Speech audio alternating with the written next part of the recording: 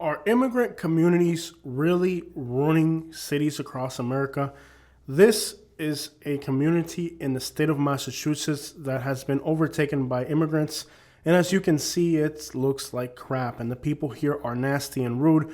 And it is one of my least favorite places to travel to in the United States. The people are just rude, nasty, entitled. And many times, immigrant communities can be great. They can be good, they can be bad, or they can be horrible. On today's video, we're going to look at a wide array of immigrant communities in the United States. Some of these communities have been horrendous. Some of these communities are great. There's great cities that have immigrants and that have done great things. And then there are cities where immigrants have really become a plague, literally, to these counties and states. So we're going to look at a wide array of examples and situations. Many people will have you think that everywhere where immigrants go, it goes to crap. And they're running with that narrative, but that's not true. There's a lot of places where immigrant communities are very successful. So in today's video, we're going to look at different states. We're going to look at Maine, Massachusetts, Alabama, Arkansas, and even Florida. And we're going to talk about the influence that these immigrant communities have had on these states, whether it's good, whether it's bad. This will be a very in-depth video. Now, being biased is a thing that a lot of people wonder when they see content. On today's video, I'm going to give you good examples and bad examples, but we're going to look at things for what they are. We're not going to take it to one extreme or the other. We're going to give it to you how it is. It's a long video, but on today's video, you're going to learn a lot about immigrant communities throughout the entirety of the United States.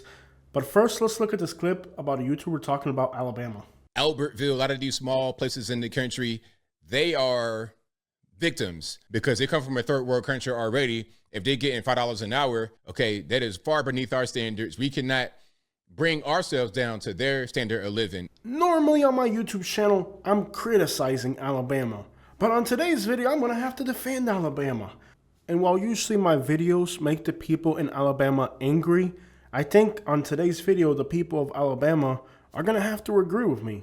As usual, let's go over some real facts and analytics before we get into today's video so we can understand the context. The topic is Albertville, Alabama. This is in Marshall County, Alabama, which is the county in Alabama with the largest Latino community by percentage of the population. The reason there's a large Latino community here is because of the chicken farms. They're mostly Guatemalans, Mexicans, and a small percentage of Haitians here as well. So this individual is saying that the standard of living of these immigrants in Alabama is below the standard of Alabama. Now, he's an African American. So let's start off by going over comparing the income stats for this county in Alabama versus the most African American counties in Alabama. Because this individual is stating that the standard of living of Alabama's immigrant communities is far below the standard of living of Alabama's black population. Let's see if that's true. These are the three blackest counties in Alabama: Perry, Greene, and Wilcox County. Now, Wilcox County is 70% black. Now, 67 counties in the state of Alabama, Wilcox is the number 67. It's the poorest county in Alabama, and these counties are all adjacent to each other. Their incomes is $23,000. That's median income. So that's what people in African American Alabama are making. Now, Marshall County, Alabama is about 20% Latino. The community in question here, Albertville, is 33% Latino. Marshall County's income is over $40,000, just below Alabama's average. And that's actually almost 2 times as much as rural black Alabama's counties.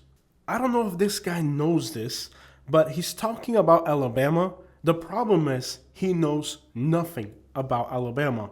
Rural black Alabama is the poorest region of the country. The adjacent states of Mississippi, Louisiana, and southern Georgia, rural deep south, is the poorest region of the United States with the highest homicide rates, lowest incomes. I mean, if it's bad, they're excelling at it. So here this individual, who probably has never stepped foot in Alabama, I don't know where this guy lives, is talking about a community in Alabama, but he knows nothing about what he's talking about. He doesn't understand that this northeast section of Alabama has the city of Huntsville adjacent to it. Marshall County is right there next to Huntsville. Huntsville is the only metropolitan area in Alabama other than Baldwin County, which is seeing the population increase. And Baldwin County now actually is starting to compete with Albertville, Marshall County for Latino community, because Baldwin County has a growing Latino community as well. Basically, there are two areas in Alabama where the population is growing, the incomes are growing, and they're good areas of Alabama. Baldwin County, which is near Fairhope and all that down there by the beaches, and Huntsville. This guy is trying to say that these Latino communities in Alabama are far below the living standard of what people in Alabama, particularly the African American community in Alabama, are living under. Well, here's the problem. These are actually the areas in Alabama that have had the most population growth, the most increase in safety. Go figure that Huntsville, Alabama is the only large metropolitan area in the state of Alabama that has been growing. Despite the fact that Mobile has Baldwin County, the city of Mobile has lost its rank as the largest city in Alabama. So did Montgomery and Birmingham. These three large cities are all around 200,000 people.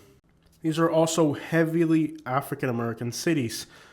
Mobile, Birmingham, and Montgomery have lost population, and now Huntsville, which used to be like the fourth largest city in Alabama, is the number one largest city in Alabama. Why is Huntsville doing better than Birmingham, Montgomery, and Mobile? Because people from other places move to that metropolitan area, and that's why it's growing. Even people from Birmingham, Mobile, and Montgomery looking to have a better life have moved to the Huntsville area. And again, Albertville is just outside of Huntsville. Now, this guy who knows nothing about what he's talking about called Albertville a victim of immigration. However, little does he know that this area of Alabama has had a Latino community now for decades. This area didn't just all of a sudden become Latino. This area has been Latino. If you're looking right now, this is Albertville, Alabama. You can see there's dealerships. You can see the roads are paved. You can see there's a lot of businesses, a lot of new things going in. This is a very economically prospering area of Alabama. And for this guy to sit here and say that Albertville is a victim of Latino communities is absolute blasphemy, to the point that even the racist people in Alabama that I'm constantly arguing with on my YouTube channel are going to agree with me that this guy has no idea what he's talking about. Now, this region of Alabama economically has a problem that it's somewhat mountainous and doesn't lend itself very well to agriculture because of the soil composition and the type of landscape. The topography of this area doesn't lend itself very well to much agriculture. In fact, if you were to look at a race map of Alabama, you would see that the northern half of Alabama is about 95% white, and the southern half of Alabama, some places are about 70% black, because that is what they call the Black Belt, the region of Alabama where they grew cotton. So you have to understand that southern Alabama and northern Alabama are almost like two completely different states in their demographical composition, the ethnicities of the people, and as well as, of course, the economy in general. There's just two completely different places. Now, I have friends from Alabama who are from this part of Alabama, and they have taught me a lot about the history and a lot of the things that have happened in this part of Alabama, stuff that even the general public might not know. I know this area very well. And what this guy is saying, that Albertville has been a victim of immigrants, has to be one of the dumbest statements you could make.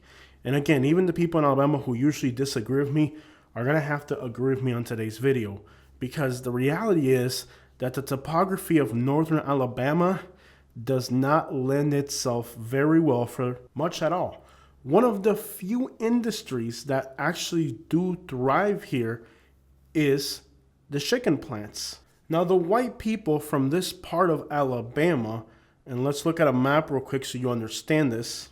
This is a race map. You can see that the northern part of Alabama is part of white Appalachia. Literally no black people here. So there's a dilemma. The only industry that really thrives really well in this area is the chicken plants. And this is very similar to what's happening in Arkansas. We'll talk about Arkansas a little bit at the end of today's video. So the option here is to allow the African American community from South Alabama to come work in these areas because the white Alabamians will not do these jobs. This is established. The white people from Alabama, they will not do these jobs. They're far too labor intensive. They pay very little. So the people from white Alabama, northern Alabama, they said that they would rather, this is the way this whole thing worked out, that they don't want black people in this part of Alabama. This is in all white northern Appalachia. This is not southern Alabama. We don't want black people here. We're going to allow immigrant communities to settle in northern Alabama because we would rather have immigrants than blacks. Now, this individual is a black person who seems to go or lean very Republican. But what he doesn't understand is that the white Alabamian would rather have a Hispanic immigrant than a black person having these jobs. That is why there's been a growth of Latino communities in northern Alabama, in Marshall County in particular, as well as Russellville and other places in the northern half of Alabama. They have allowed Latino communities because the white population there said, we're simply, by the way, that's a Jack's right there. If you ever go to Alabama, try it. It's some of the best southern food in the country.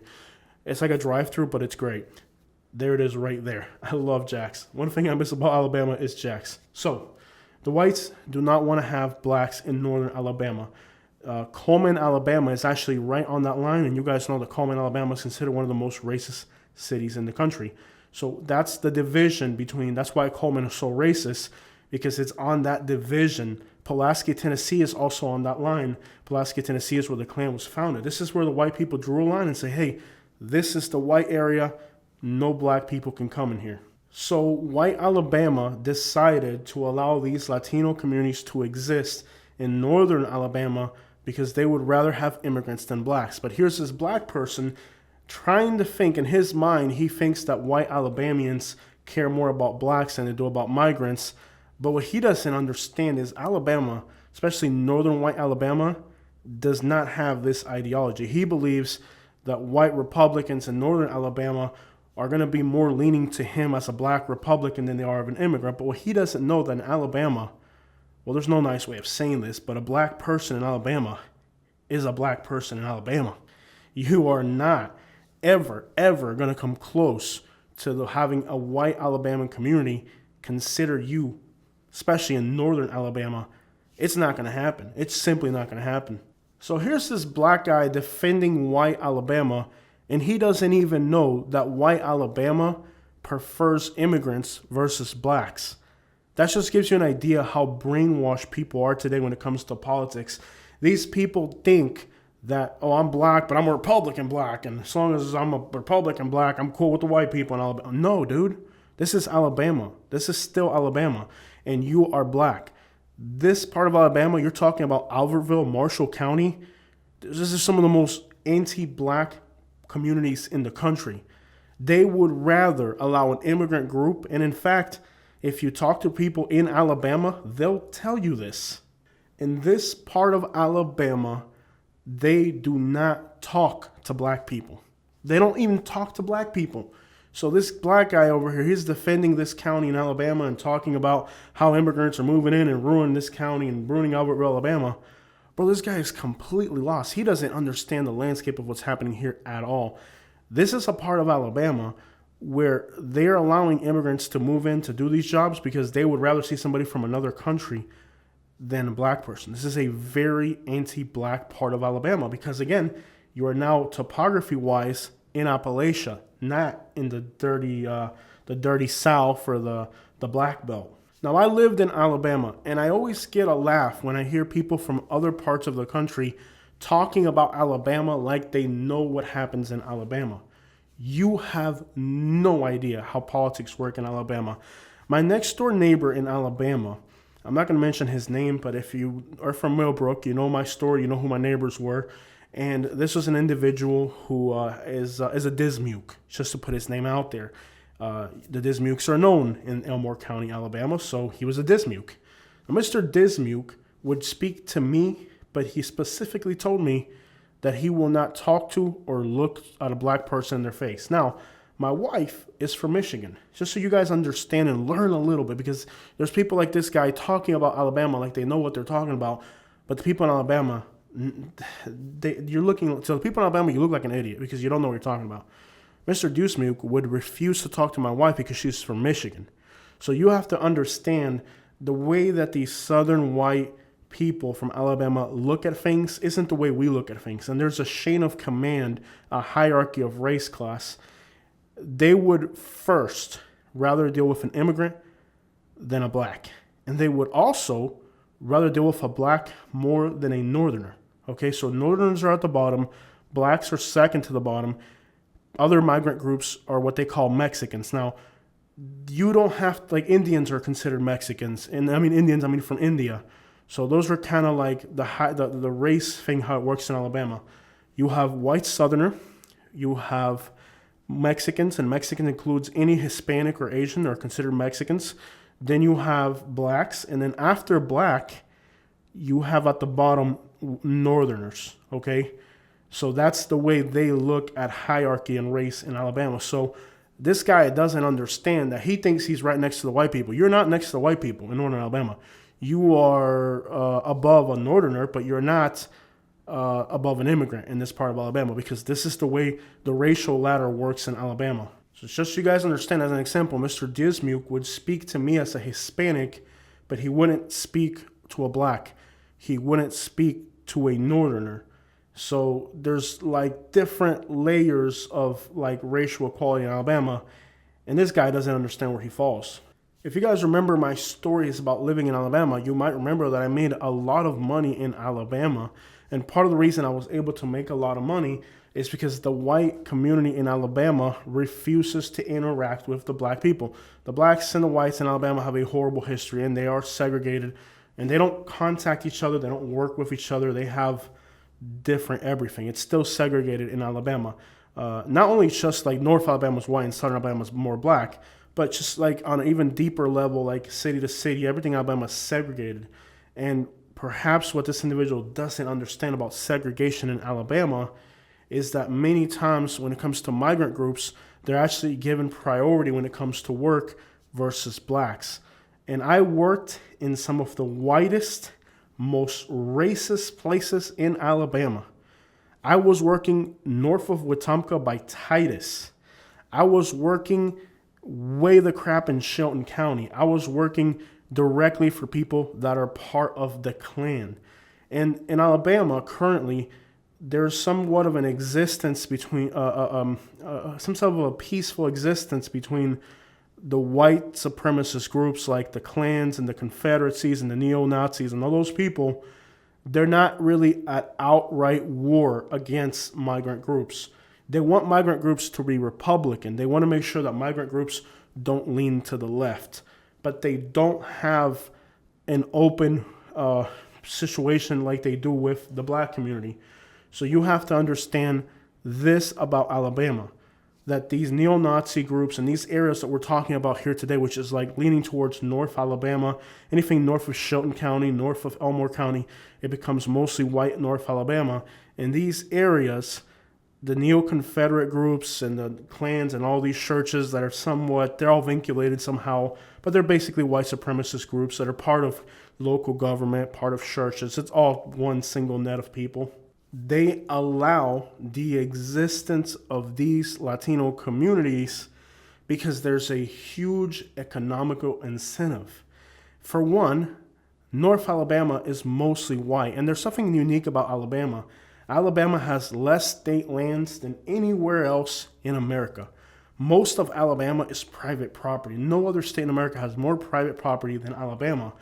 And northern Alabama is predominantly white. So most of the real estate holdings of white Alabamians are in this part of the state. And the only real value, the only real purpose that this land can serve agriculturally and economically is development of land for subdivisions, which is exactly what's happening in Huntsville, because there's red clay, there's lumber, there's all these natural resources in this part of Alabama, and there's a plateau by Huntsville, It's a perfect area for two applications: growth, which requires migrant labor, and second, chicken plants. Chicken plants work in this type of landscape. So you have to understand that this is something that economically Northern Alabama understands that for their economy to work, they have to allow these immigrant groups.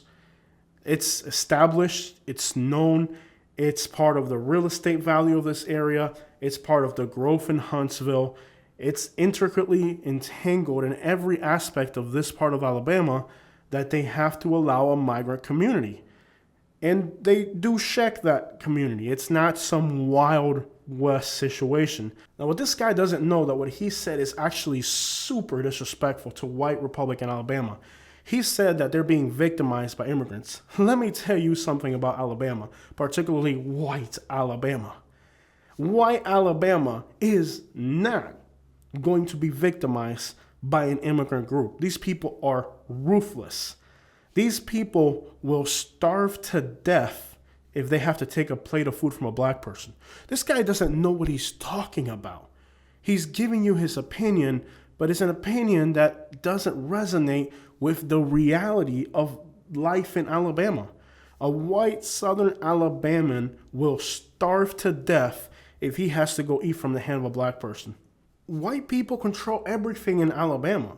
The notion that these immigrant groups are just moving in mass numbers to Alabama and doing whatever they want, this guy has no idea what he's talking about. Listen to me. I lived in Elmore County, and I had already passed going through the neo-Nazi, neo-Confederate groups. I was clear. I was good to go. They weren't going to bother me. In fact, I was actually working for a few sections of the Klan in Wetumpka, Alabama. I was cleared. I was good to go. I was working for people that were in politicians and people that own a lot of land. I was good to go. I could walk into those people's farms and work and do whatever I wanted over there. I was making good money. They were taking care of me. But let me tell you something about these people. They run Alabama. There's no Venezuelan gangs going to show up in Alabama. There's no Haitian gangs. No, bro, this is Alabama. I am a U.S. citizen. My house was paid off. I had to leave Alabama, not because of a confrontation with white neo-Confederate groups. They were bothering me because I refused to partake in their political, they wanted me to be politically active and they wanted me to run with an agenda that I wasn't down with. So I blew them off, and that became somewhat of a hostility. I left Alabama because the white population there, the cops and the judges and the county, if there's a conflict between African Americans and Hispanics, they're not going to get involved. They don't get involved in all of that. So the notion that Venezuelan gangs and Haitian gangs are moving to Alabama and taking over towns, you have smoked yourself retarded if you think that a bunch of Guatemalans and Haitians are going to move to Alabama and do whatever they want. Because me, as a U.S. citizen with a YouTube channel and a house paid off, had to leave Alabama because I didn't want to conform to their ideology. So what makes you think that these people from Haiti and Venezuela are going to start showing up in Alabama and doing whatever they want there? You have smoked yourself retarded. This guy's talking about things he doesn't understand. But let me fill you in on some real information about how Alabama works, and let me teach you something about this region of Alabama. These people that are making YouTube videos about what's happening in America right now, these YouTubers, these people are complete morons. They don't know what they're talking about. They have no idea how these places work. But I can tell you, as somebody who's lived in Alabama, that there's no way on earth that you're going to move to these places and take over their town.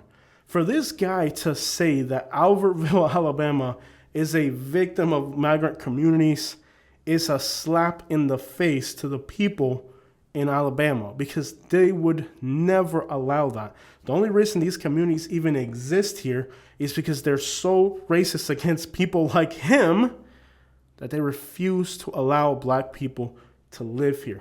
Let me tell you guys a story about a little place right outside of Scottsboro. It's a beautiful area in the northern part of Alabama, almost to Tennessee and Georgia. There's a little section of that town that's an African-American community. Way back in the day, there was a woman who owned a lot of land in Scottsboro, And when she died, she left her land, not to her white family, but to the people that used to be her slaves. That's why there is a small African American community there in Scottsboro. Whoever owns, buys land, inherits land in this part of Alabama, it is because at some point or another, a white Southern Alabamian decided to give it to them or allow them to be there.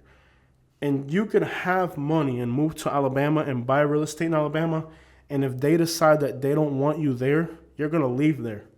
In my case, I told them I want twice what I paid for my property when I left. And guess what I got?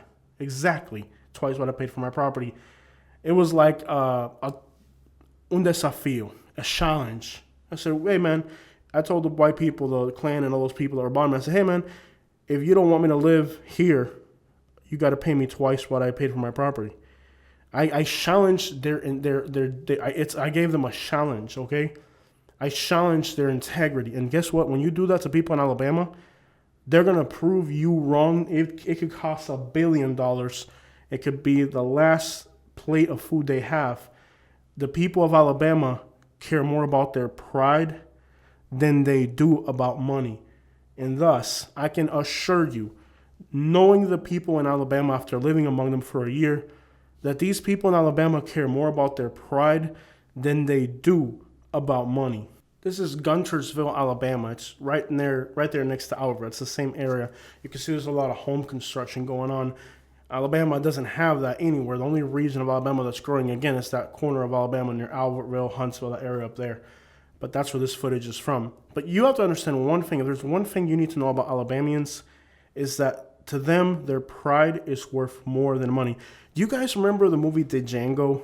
Okay? In the movie Django, if you guys remember, it didn't matter how much money they offered. To them, the moral and ethic behind their word meant more than the money. You cannot buy Alabamians. Their pride to them is the last thing they have. And they're not going to give it up. And if there's one thing that I can say respectfully about the people of Alabama, is that they're very proud people. They are not going to sell out their values for money. If they have to starve, so be it. But they're not going to sell out. Here in South Florida, like the Cubans from Miami have bought out the white people. Naples used to be like 98% white. Now it's like 30% Hispanic. Cubans from Miami bought out the rich white people from up north. They offered enough money and they bought it. It's theirs now. That's not going to happen in Alabama. Alabama's not the type of place you're going to go to and with money buy these people, bro. These people would rather die than be bought. Not a chance in the world that these people in Alabama are going to allow a migrant group to quote unquote victimize their town, and for a town in Alabama to become 33% Hispanic by sheer guts of people. That's not how that works.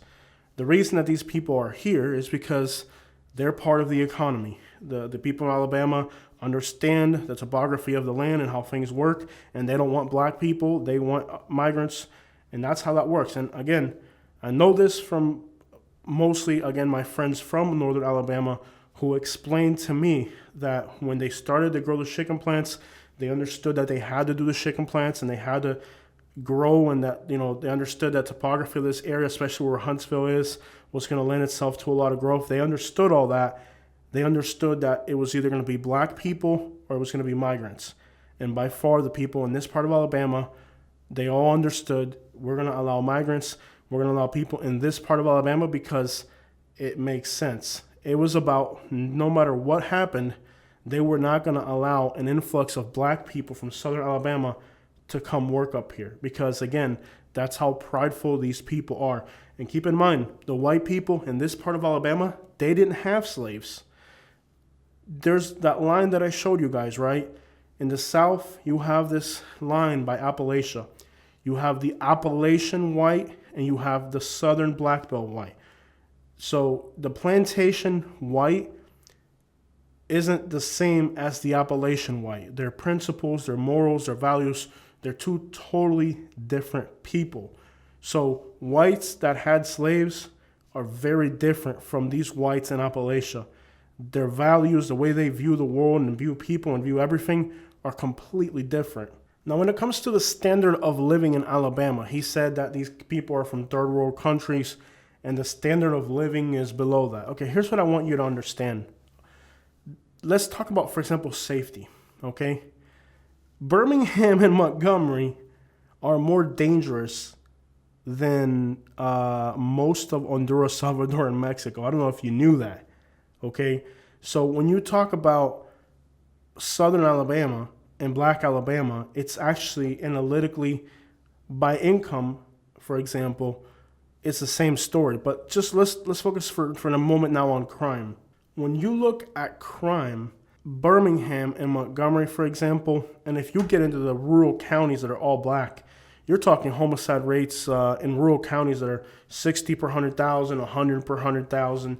That's the same story for Louisiana, Alabama, Mississippi, and eastern Arkansas. These are rural counties that have homicide rates 100 per 100,000, which is like on par with Tijuana, Mexico, which is the most dangerous city. A recent interview that they did in Salvador and Honduras, which are the two most dangerous countries in Latin America at that time a few years ago. Now it's shifted a little bit. Now it's Ecuador and Mexico that are more dangerous. But back then it was Honduras and Salvador back then were the most dangerous countries in the world. And they told people in Honduras and Salvador, would you move to Birmingham, Alabama, St. Louis, Detroit, or stay here? You could come to the United States and work in the United States, but you had to live in those African-American cities. Less than 5% of people in those countries said they would not move to those cities. So when you talk about safety, the standard of living for safety in most of Latin America is far superior. Now, don't get me wrong, Latin America is dangerous, but it's not as dangerous as Birmingham, Alabama. Are you kidding me? The homicide rate in Birmingham, Alabama recently was 77 per 100,000. 4 times higher than Chicago. Yeah, you're 4 times more likely to get killed in Birmingham, Alabama than you are to get killed in Chicago. So when it comes to safety, for example, the standard of living in Alabama for the African American community is below the living standard. There's like a few exceptions, like Tijuana, Mexico, the most dangerous city in Mexico in the whole world. It's a border city between the United States and Mexico, understandable. But generally, safety analytic-wise, most of Alabama, and in particular these black areas of Alabama, are far more dangerous than any of these Latin American countries. Even, I don't know about Haiti, but definitely more than the Dominican Republic, Mexico, all those countries. Now, it's hard to track crime analytics for a place like Cuba or Haiti because there's countries where you're not going to get accurate numbers. But look, Puerto Rico's in the Caribbean, and, the homicide rate in Alabama is about the same. I think Puerto Rico's 18 per 100,000 right now, and Alabama is like 16 per 100,000. So relatively about the same. And that's for the whole state of Alabama. That means if you were getting to southern Alabama, the analytics for homicide rates, for example, would be far superior to Puerto Rico or the Dominican Republic or the entire country of Mexico. So what this guy is saying, that these immigrant groups are lowering the standard of life, that the standard of life, he was talking about incomes. We're going to get to incomes, but we're going to start with safety first. But he's basically saying that these immigrant groups that are coming to Alabama, their standard of living is so low that it's like degrading to an American. It's like there's no way an American could live like this. Well, in the case of safety, for example, it actually turns out that these black communities in Alabama are worse, more dangerous than 95% of Latin America. And this isn't my opinion. I'm giving you specific details about specific countries. You can look it up yourself and compare it, and you'll see what I'm saying. I mean, for one, Birmingham, Alabama's homicide rate is 77 per 100,000. Tijuana, Mexico is 100 per 100,000. I think Ensenada made it to 110. So you're talking 4 times more dangerous than Chicago. So what makes you think that safety-wise these individuals are coming to a safer place if they were to move to Black Alabama? They're not. Now let's talk about incomes, because he mentioned that they're willing to work for $5 an hour and they'll work for nothing. These people work for peanuts. Usually I show you the analytics, but I'm gonna leave this one as homework for you. I want you guys to look it up, okay? because I don't want to tell you something and you believe it. I want you to research it. I want my audience to figure this out themselves.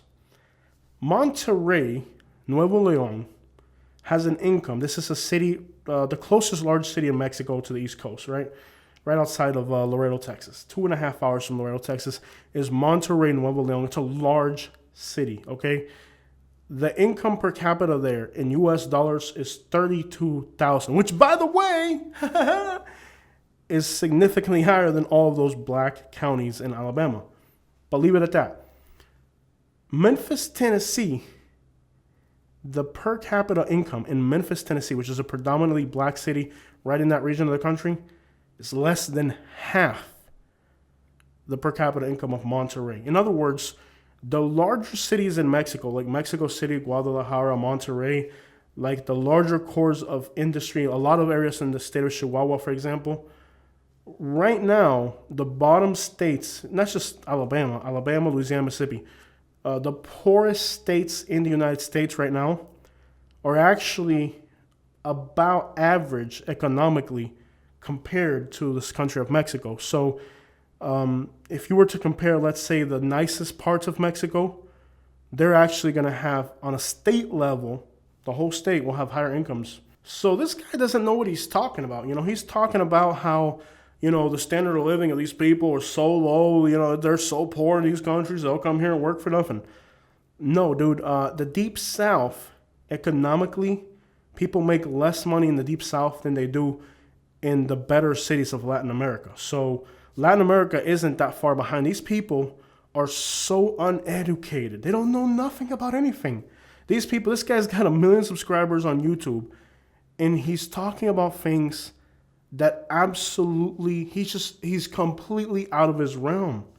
Dude, like I said, Monterrey, Nuevo Leon has a higher income, 2 times higher than Memphis, Tennessee. These people are not starving in Latin America. They're not as poor. These places are not as poor as Americans think. Anybody who's traveled the world right now knows that with globalization, things cost the same in the whole world just about. There's a few countries where things are a little bit cheaper, but it's not as disproportionate as Americans think. Americans that travel know that, but these people here, like this individual, he's saying that these people come here and work for nothing. Dude, how does this guy have 1 million subscribers? I gotta scratch my head and wonder, with these types of statements, how this guy can have 1 million subscribers. Now, the vast majority of the people that are Latinos living in Albertville, Alabama, are gonna be Mexican. Now, here are the richest Mexican states and the poorest United States states. You can actually see that some of the richest states in Mexico have about the same income as the poorest states in the United States. So living in a poor state like Alabama or West Virginia in the United States is about the same per capita in US dollars as living in one of the richest states in Mexico. Now, I want to show you guys this information on a state level because now you're encompassing millions of people. It's a much broader understanding. I could do it by city and municipality, but that wouldn't be fair because every country has enclaves of wealth. So what I want you guys to understand is that the richest states in Mexico are actually making more money than some of the poorest states in the United States. So for this guy to say that the standard of living and he's talking about black Alabama, by the way. So for him to talk about how the black people in Alabama, which that's the whole state of Alabama, which if you know that, to him to say that the standard of living for black Alabamians is so much higher than these Latin American countries, that's not analytical. That might be his opinion, but it's not analytical. It's not real. The reality is that some of these richer states like Nuevo Leon and Campeche in Mexico, actually these entire states in Mexico have higher incomes than some of these poorest states like Mississippi, Louisiana, Alabama. And then he's referring to the black population, which is even lower than the state average. We know that's the case in the South by far. So this guy is actually spreading a lot of misinformation.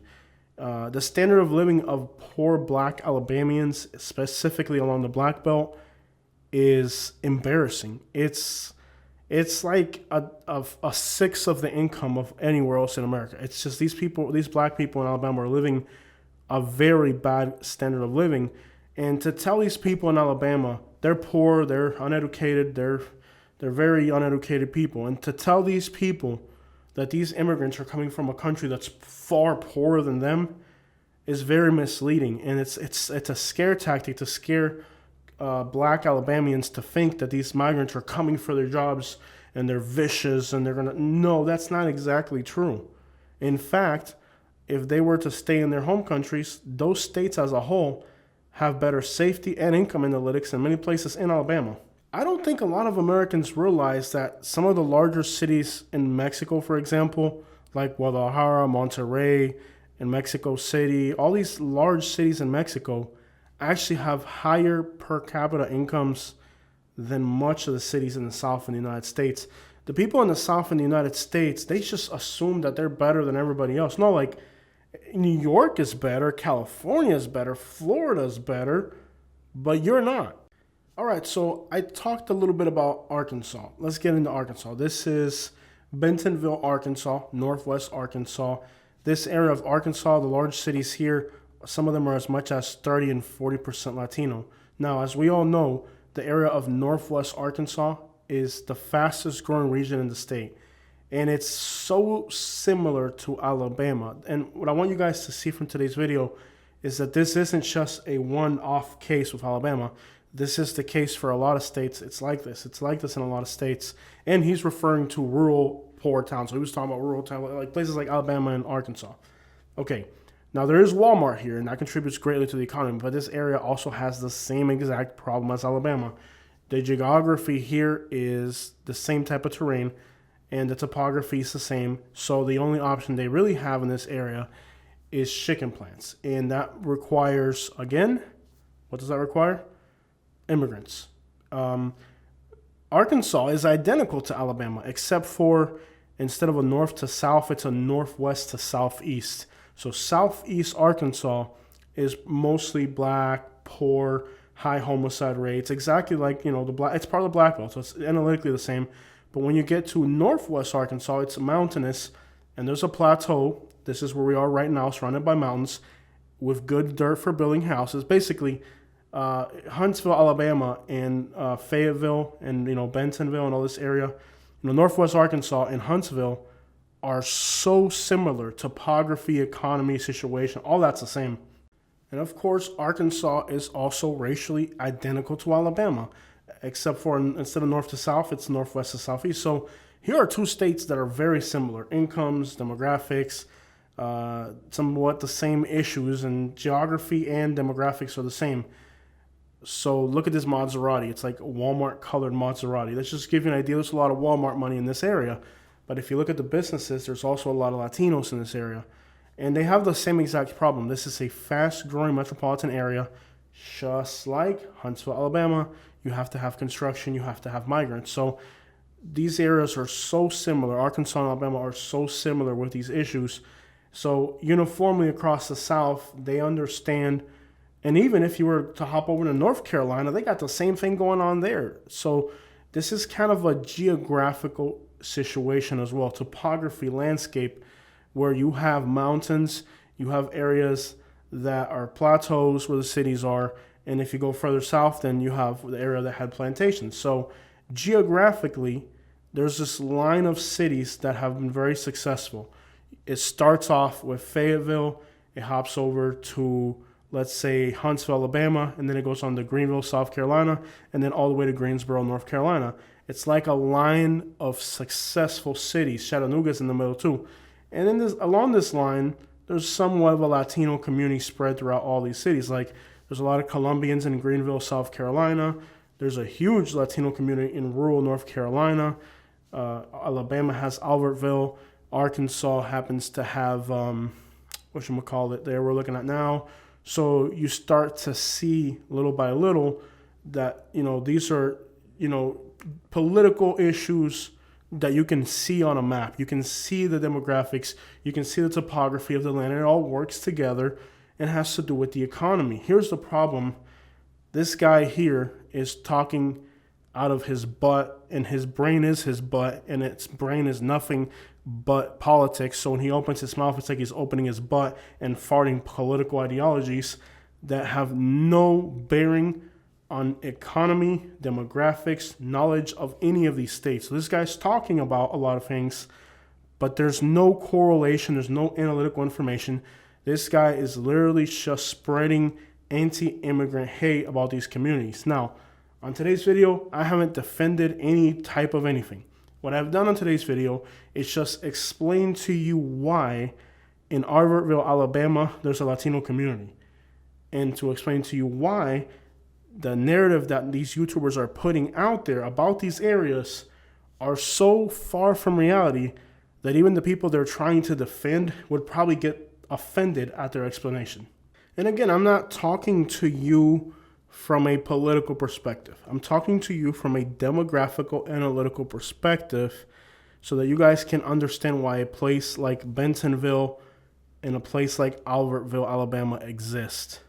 Back to Albertville, Alabama, the story of today's video. This is another one of those guys that uses that whole black jobs thing, that migrants are coming and taking black jobs. Let me explain something to you. In North Alabama, there are no black jobs because black people are not going to live in this part of Alabama. Alabama is segregated, and this is a white part of Alabama. Over the decades, they have allowed immigrant communities to move in here. The state of Alabama does not respect due process. The Latinos that live in Alabama play their role, shut up, go home and work. They don't get involved in politics. They don't do anything political. They don't advocate for themselves. These people are just playing their role, shutting up, and going home. Now, what's happened in Albertville, Alabama, has been an explosion of their economy. It's affordable here. So when a lot of times people don't understand about Alabama is that those low incomes in Alabama actually go really far because it's an affordable state. Now, what Albertville, Guntersville, and a lot of the areas around Marshall County and surrounding areas up there in Alabama have figured out is that these immigrant groups do play a very vital economical role, and a lot of money gets made if you allow them, if you set up a platform for these people and let them run with it. You get very successful communities. Albertville, Alabama has had a Latino presence for many, many years. And I know for a fact that while most of white Alabama and southern black Alabama is very racist towards Latinos, I know for a fact that the white people in this area of Alabama are not going to take this disrespect lightly because they are proud of the fact that they've allowed these people to start these communities. So the reason Huntsville exists and growing in popularity, and it's one of the best rated cities in the country for many people, you know, the reason Huntsville is growing, the reason Marshall County is growing and allowing these diverse communities to grow within their state is because the communities allowed it. You know, Albertville exists because the people of Marshall County allowed it to happen. Fort Payne is another city there that has a lot of Latinos. Dalton, Georgia is not that far away. Dalton, Georgia is 50% Latino. In this region of the country, Southern Appalachia, places like Dalton, Georgia, and Albertville and Guntersville exist because those places allowed it to happen. In the case of Montgomery, Alabama, where I was, it doesn't exist because they haven't allowed it. So for this guy to come in here and say that these migrant groups forced their way into Albertville and now this place is 40% Latino in some areas, it's super disrespectful, not only to the migrant communities, but also to the people of Alabama who I believe if they don't want you there, you were not going to be there. You see that right there? That's a new building in downtown. You don't see that in Alabama. In Alabama, you see run down downtowns, and look at this. Mexican restaurants and trees and Christmas lights hanging over the streets and, you know, businesses and cars out front. Look at all these Latin businesses in downtown, right? This exists because the people of Alabama allowed it to happen. So you're not going to come here and tell me that these migrant groups forced their way into Albertville, Alabama. That's not how that happened, okay? These places exist because these communities allowed it. They saw the economical prosperity that came with it, and they wanted the economical prosperity. And they allowed it because they were Hispanics. They wouldn't allow it, for example, with African Americans. And if you don't believe me, visit this part of Alabama and ask the people why there's no black people up here, and they'll tell you why there's no black people here. The only place you're going to find black people up here are, for example, in Huntsville, in a specific area of Huntsville. You're not going to find, when you get outside of northern Alabama, you'll find out black people can't live in these places. Starting off in Coleman and moving north of there, that's the segregation line. And that's the way Alabama is. And these individuals are talking about things they simply don't understand. This is Lewiston, Maine. Now, according to the people in Maine, this is by far the worst hood in the entire state. Lewiston, Maine. When you think about Maine, you don't really think about hoods. Now, Maine is a state with one of the lowest percentages of foreign-born population in the country, so there are no immigrants here. And I will be honest, the people of Maine are very prejudiced. They're very uneducated when it comes to immigrants. They're simply, what's the word I'm looking for? They're ignorant. They don't know how to deal with immigrants because there are very few immigrants. Now, this city, Lewiston, and also to a small degree Portland, there's been a lot of Haitians that have moved here, and there's also been a lot of Somalians. Now, I'm not going to label this good or bad. I'm going to leave a question mark because, for one, you have to consider that the people of Maine are very much backwards. They're simply ignorant when it comes to immigrants. So when somebody from Maine opens their mouth on immigration, all I hear is banjos and crickets because really that's all it is. These people are from a state where there aren't too many immigrants and they're very wary of outsiders.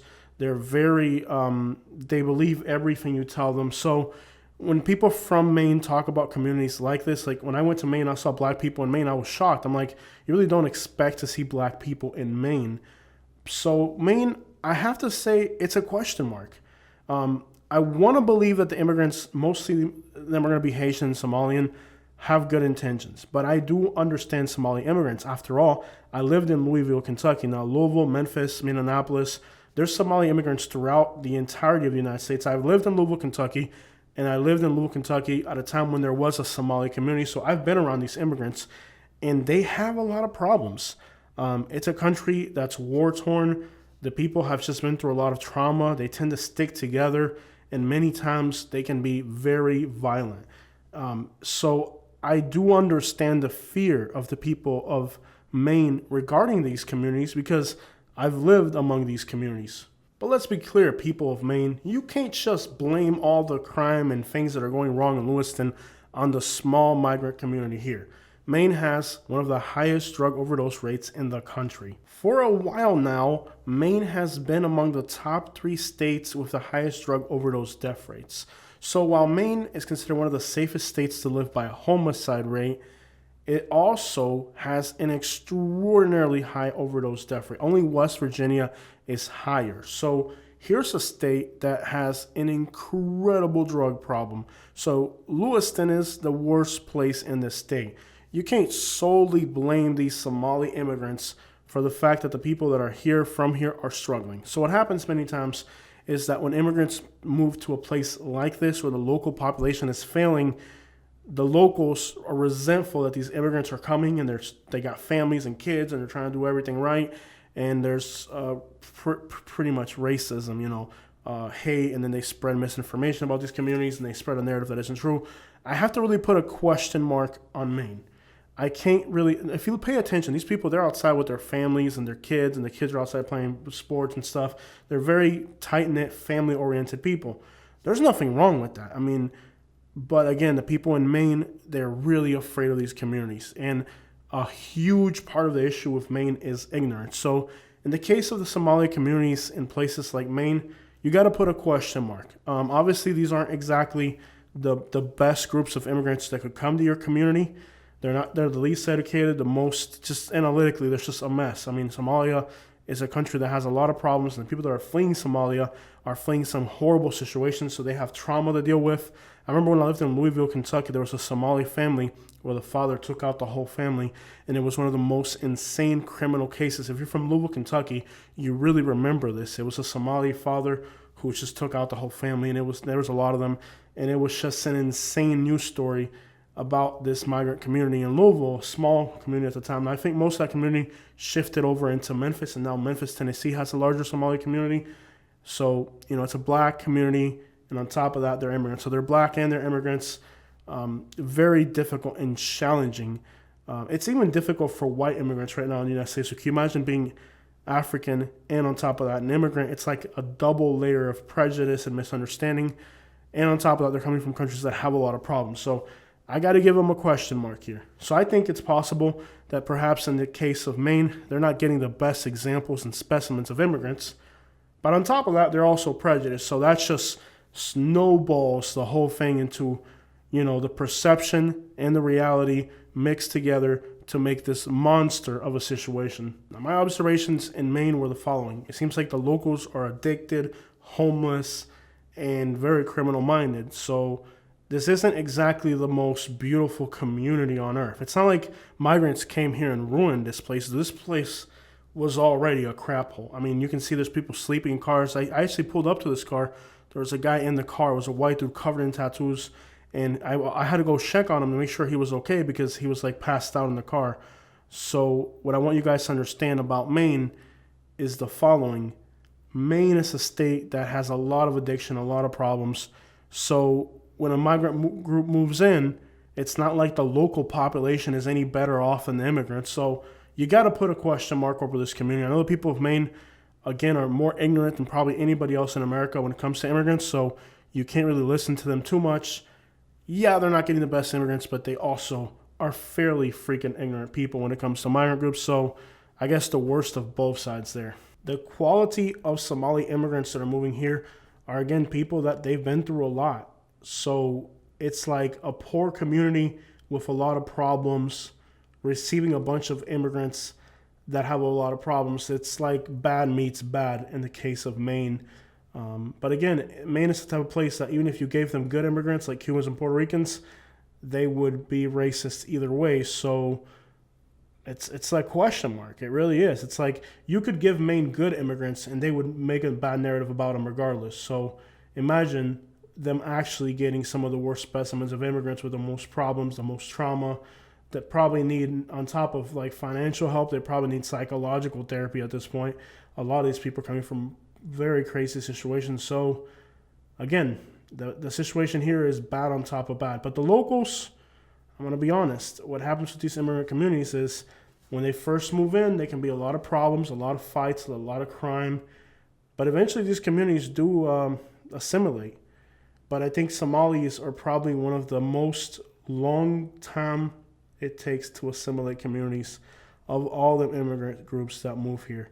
It's not exactly like any town in America would be happy if a bunch of Somalians with a lot of trauma showed up in their community.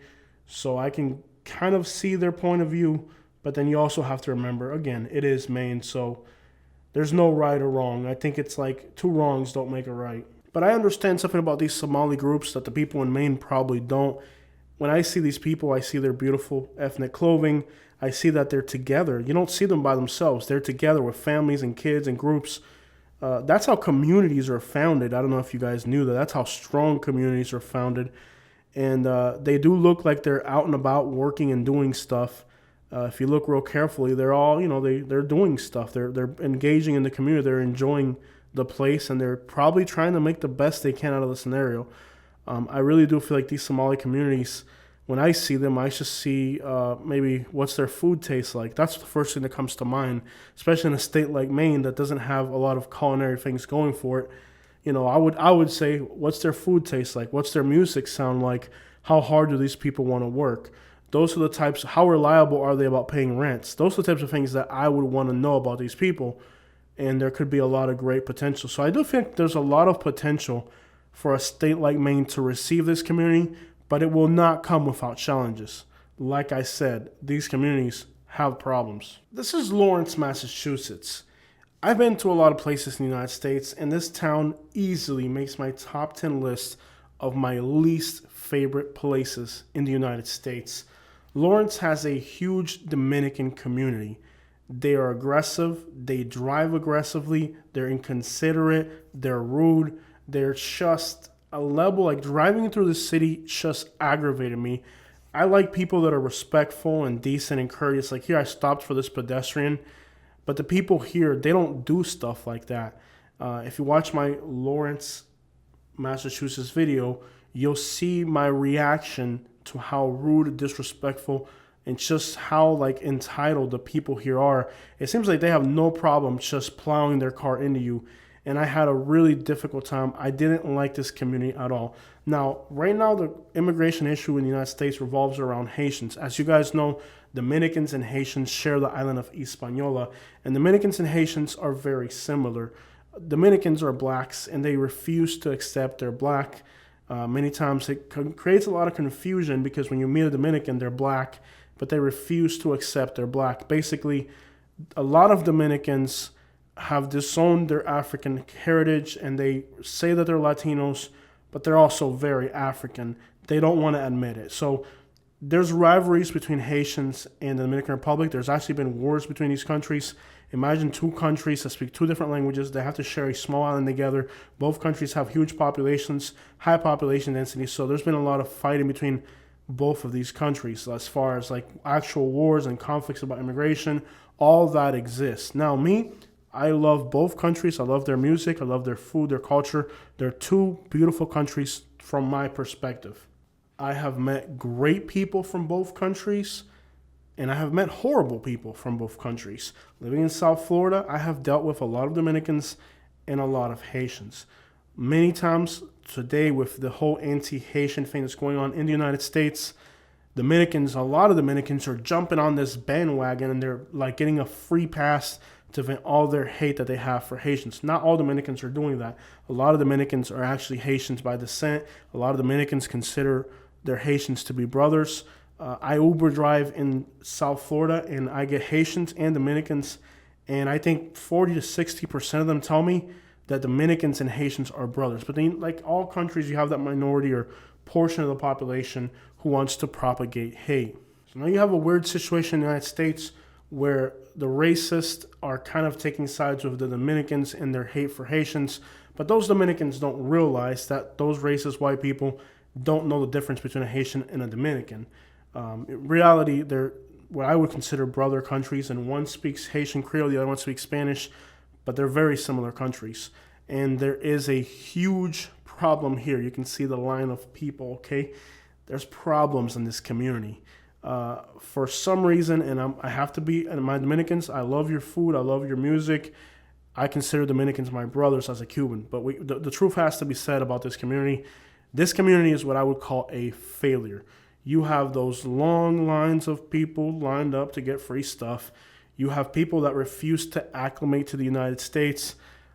Let me give you guys some analytics on this town. Lawrence is at least 81% Latino. Now, most areas that are 81% Latino are actually great areas. When I think about towns in Florida, they're great. When I think about towns in Texas, they're great. That's not a bad analytic. In the case of, there's Dominicans here in Florida, and I love their food, love their culture. I don't know what went wrong in Lawrence, Massachusetts, but something went wrong. There's even a case where an American English speaker dialed 911, and the 911 operator hung up on them because they didn't speak Spanish. Yeah, like that. I think most of us would agree that what's happening here in Lawrence is a failure.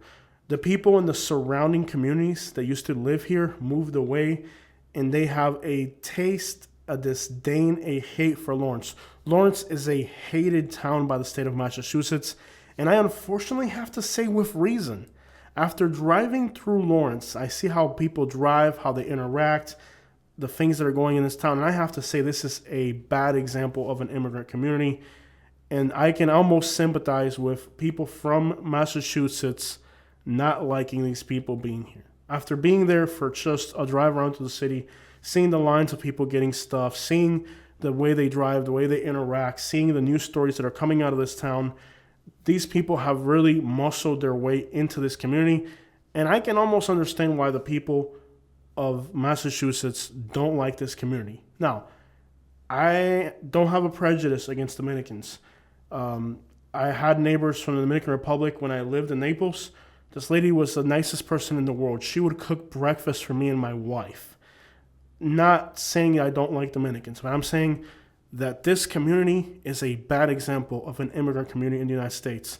On the other hand, I really like the Dominican community in Washington Heights, for example. So nothing against Dominicans in general, but what's happening here is definitely not cool. And I can understand and sympathize with the people of Massachusetts not liking this town. If you would like to know more about what my real life experience was while driving through the city, you can just look for Lawrence, Massachusetts on my channel. This video will show up and you can see me and my wife's reaction to driving through this town. I was personally shocked at how bad it was. I even went on an angry rant at the Dominicans there, saying stuff like, how do you think you're being perceived by the state of Massachusetts when this is the way you're behaving? I went on a rant against the town, basically, in Spanish so they could understand it. So even I became angry at what I saw here, because I feel like if you're an immigrant, you should be respectful, you should be dignified, and you should be able to prove people wrong. Okay, if you have a prejudice against me, I'm going to prove to you that I'm not a freaking plague to society. I'm not going to sit here now and give you a reason. I'm not going to feed the stereotype against myself. But anyways, again, this isn't something personal against Dominicans. As you guys know, I love the music, love the food, and consider Dominicans my brothers. And I love, for example, Washington Heights. Great Latino community, mostly Dominicans. Whatever's happening here in Lawrence, man, it isn't the nationality. It's just the ideology of the people and the way they're moving about, basically, literally taking over this town. And for those Dominicans that are jumping on the anti-Haitian bandwagon, look at the video from Lawrence. You got people lined up for benefits. You got people that are clearly not trying to assimilate. Crap, even the 911 operators are hanging up on people because they don't know Spanish. That's definitely not the way you move when you move to somebody else's country, but it's what's happening here. It's definitely a level of arrogance that I've seen nowhere else, and I honestly don't like it. And I feel bad having to say this because it's the truth, especially with the way I feel about Dominicans. But again, it's not against Dominicans. It's about what's happening in this particular community. I love the Dominican music. I love the food. I wouldn't want to live here. Okay? And that's kind of a weird thing for me to say, because if you guys watch my channel, if I see a Dominican restaurant somewhere, I'm excited. I'm like, yes, Dominican food. Me and my wife, she's American. We both love Dominican food. We listen to a lot of Dominican music. I have a beautiful appreciation for these people. Again, it's not saying that Dominicans are all evil, but I'm saying whatever's happening in this particular community, it's embarrassing. It's definitely a bad example of an immigrant community. I mean, for those people that are looking for an example of a bad immigrant community to exploit, this might be it. Now, Massachusetts isn't a very racist state. I mean, it is racist in an arrogant and a sophistication level. The white people here, for example, from Massachusetts are very arrogant. Even among other whites, they're very arrogant people just in general. And it's possible that if the locals are arrogant, so the immigrants are going to do the same exact thing, it could just be the way they've adapted to their environment. That's a possibility. I'm not sure. People in Massachusetts are not racist like people in Alabama are racist. This is more of a social arrogance type of racism. And I feel that the type of racism that exists in Massachusetts, it's a type of racism where they perceive that they're higher class, they perceive that they're better, but they're not hateful. It's not a hateful type of racism. It's more of an ideological supremacy type of racism. And if you're from Massachusetts, you can agree with me on that or you can disagree. But understand that while there is racism in Massachusetts, it's an ideological supremacy type of racism. It isn't a hate-driven type of racism. With a people that are very arrogant and proud, it is possible that that leads to the people that move here to kind of take on that persona, because after all, immigrant groups do have to adapt and acclimate to the place they're moving to. And in the case of the state of Massachusetts, where people are so arrogant, perhaps that's led the immigrant community to have to kind of work by those social rules, and it's kind of driven them up a freaking pole. Anyways, that's my opinion on Lawrence, Massachusetts. I would love to hear your opinion about the way I perceive racism in Massachusetts. I don't think it's hateful, but they definitely are arrogant and feel that they're superior to other people. In the case of Massachusetts, perhaps a lot of people get their feelings hurt about the racial arrogance of the people. But see, there's a difference between having your feelings hurt and having your economy hurt or your safety be in peril. And I think that's where a lot of people get Massachusetts mixed up. Massachusetts is a state that will racially hurt your feelings initially, but then you come to the conclusion that, well, it's not hate-driven, It's just ideologically driven. It's not like Alabama, for example, where you have to deal with clans and hate and violence. It's more like, okay, you're over here, we're over there, we feel like we're better than you, we're going to let you know we feel like we're better than you. That hurts a lot of people's feelings, but there's a difference between having your feelings hurt and having somebody come after you to hurt you. And that's kind of where I believe Massachusetts has like its own type of racism that many people perceive to be the worst because they're very blunt and straightforward about it. They're not shy about their feelings. And perhaps that's what turns off a lot of people when it comes to racism in Massachusetts. Why many people feel Massachusetts is a very racist state. But again, if you give people a reason to hate you, it doesn't really make your situation better. Dural, Florida, a suburb of Miami with a large Venezuelan community. Now, this is considered the heart of the Venezuelan community in Florida, and it's got a huge Latino community, predominantly very wealthy people. When Venezuelans first started to come to the United States, they were a very affluent group. Now, as waves and waves came, the quality and income of these immigrants declined. Now, as we rank Dural, Florida among Latin communities or immigrant communities, whether it's one of the best or the worst, it's very clear that it's among the best. It has the lowest homicide rate of any large city on the East Coast. By far. The homicide rate here is less than 1 per 100,000. That's literally unheard of in the United States. And the incomes are high. It is mostly just gated suburbs like this. So the first wave of Venezuelans that moved into this area and kind of took over the suburb in a good way were very affluent, wealthy people. Lots of money. Venezuela was the richest Latin American country before that regime. So when you look at Dural, this is a suburb of nothing but wealth and opulence. I mean, on incredibly high levels. So we can say it's definitely a good example of a suburb. Now, the recent wave of Venezuelan immigrants that are coming now has nothing to do with this community in Florida. Boasting high incomes, one of the lowest homicide rates in the United States, and landmarks like the Donald Trump golf courses and all that, this makes this absolutely one of the most attractive places to live in Florida. Safe, wealthy. This is the type of place where immigrant communities really shine throughout Florida. Interestingly enough, they went like 3 entire years with 0 homicides. Recently, a Venezuelan killed another Venezuelan, and it was gang related. Now, 1 single homicide in the safest city on the East Coast of the United States makes national headlines. Why? Because right now there is an anti-Venezuelan hate campaign on the media.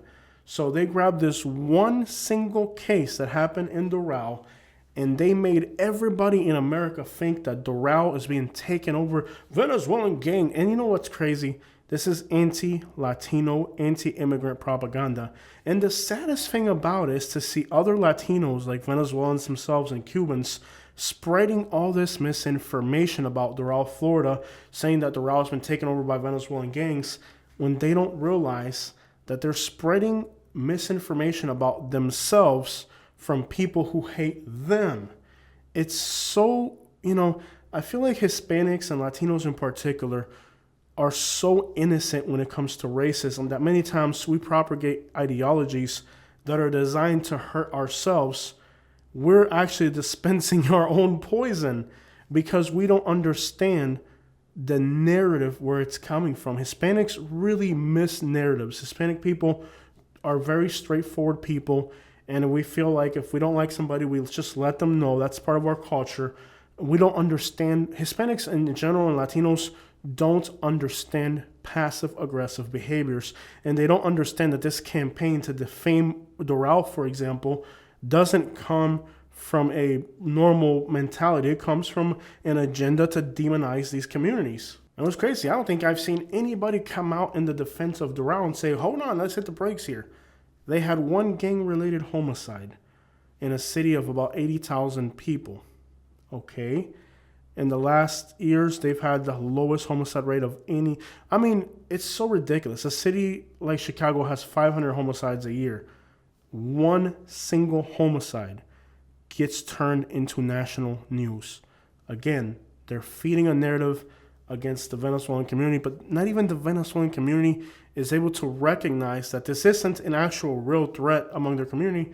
It's just the way these stories are portrayed to attack and demonize these communities, but the people don't see it.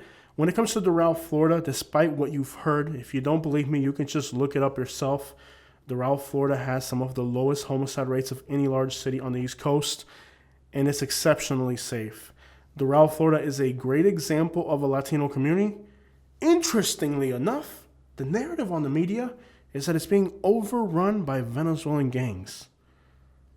And that's the thing about these stories. When these stories come out, you don't have to ask yourself, is it true or is it false? You have to ask yourself, is the narrative realistic? And 99% of the time, the narrative isn't realistic. In the case of Dural, Florida, okay, they had one gang-related murder in the safest city in America's East Coast. So what? In Tampa, Florida, in the last 6 months, we've had like 10 incidents of gang shootouts. I guess the Chamber of Commerce and Tourist Boards for the city of Tampa are going to make sure that doesn't become national headlines. But you had, what's that guy from Jacksonville? Julio Fulio got killed in Tampa recently. Then you had the thing that happened in Ybor City. They labeled it a mass event, but it wasn't. It was a gang shootout.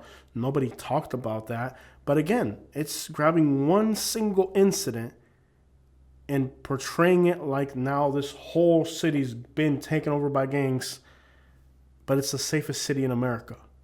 Do you understand why you have to be careful about the narratives and spins that they're putting on these news stories? Because they don't accurately depict reality. It's misinformation. But people don't see that. You tell people Dural, Florida, oh, Venezuelan gangs have taken it over. Really? Really, the safest city on the East Coast? That's the reality. The narrative and the reality many times don't line up because, again, what is their intention? You have to ask yourself, what is the intention of demonizing this community? Oh, we're in a time where there's anti-immigrant sentiment. So they want to demonize the Venezuelan community. That's why they portray this city, which is, again, one of the safest cities in the country, as a complete crap hole run by gangs. Is that realistic? Absolutely not. You know what's crazy? There's people that are listening to what I'm saying right now. They're going to look up the murder rate for the city. They're going to know that what I'm saying is true, and they're going to continue to propagate the lie, even though they have no interest in the matter. They just simply believe. They want to believe it, and it's crazy how when I deal with these news stories, I'm giving you guys, this is the real facts, this is the real information, this is the narrative. That many times, even when you give people the information, you put the tools in front of them so they can figure out truth from false, people want to believe the lie. And I feel like sometimes I'm just talking to a wall when I make these videos, because even if I give you guys the analytical information, put it in front of you, here it is, people would rather believe the lie.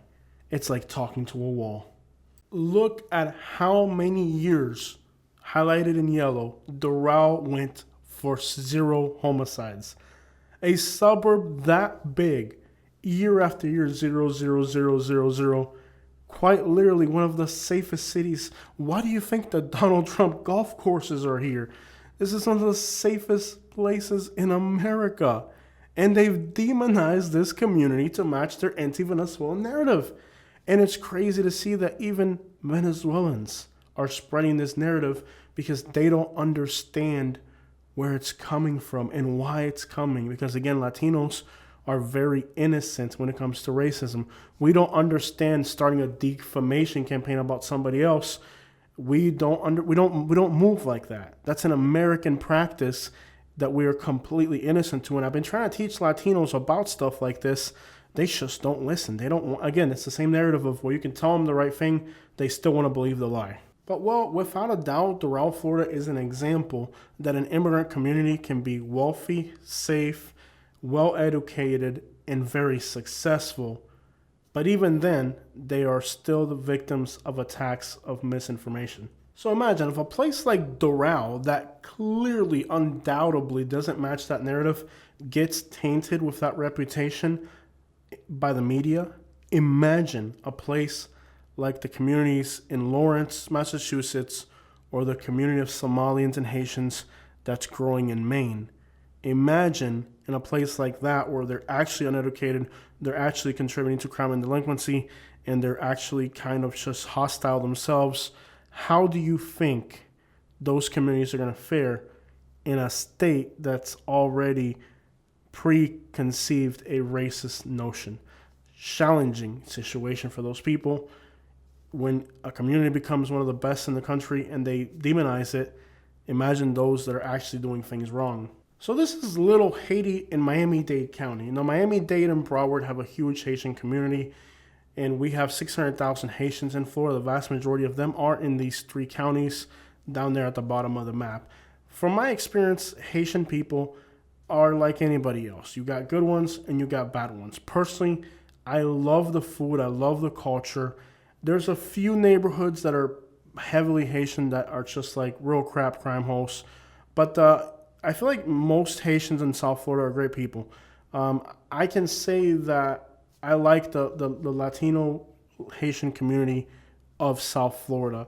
I would say it's a good example. Now, Haitians are, again, coming from a country that has a lot of problems.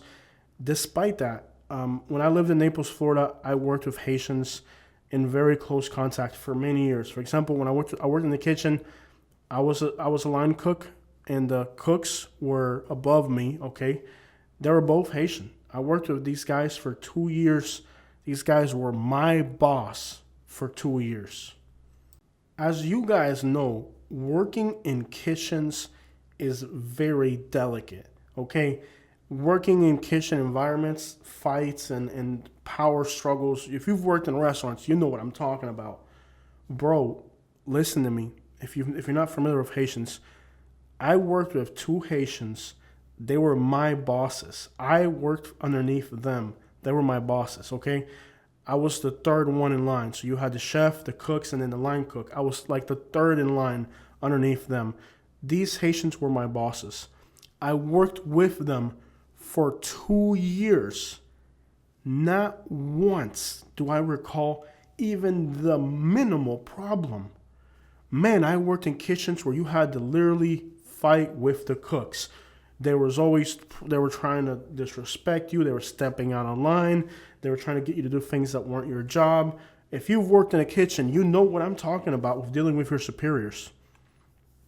I worked underneath these 2 Haitians for 2 years in this restaurant. Fast-paced bistro. And I never had a single problem with these employees. They were clean. They were well-dressed.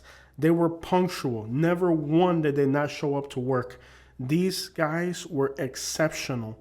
And what left me just mind blown, like I couldn't believe it, is the fact that I was in a kitchen environment, a fast-paced work environment, working for people under a lot of pressure who never once disrespected me, got out of line, or we had a conflict. We never had a workplace conflict. I never had a workplace conflict with the Haitians. They did their job. They were respectful. And after working with these Haitians for 2 years, I have nothing but respect and admiration. Now, over the years, living in Naples, Florida, we had a huge Haitian community. And I never once recall working in places and dealing with Haitian people.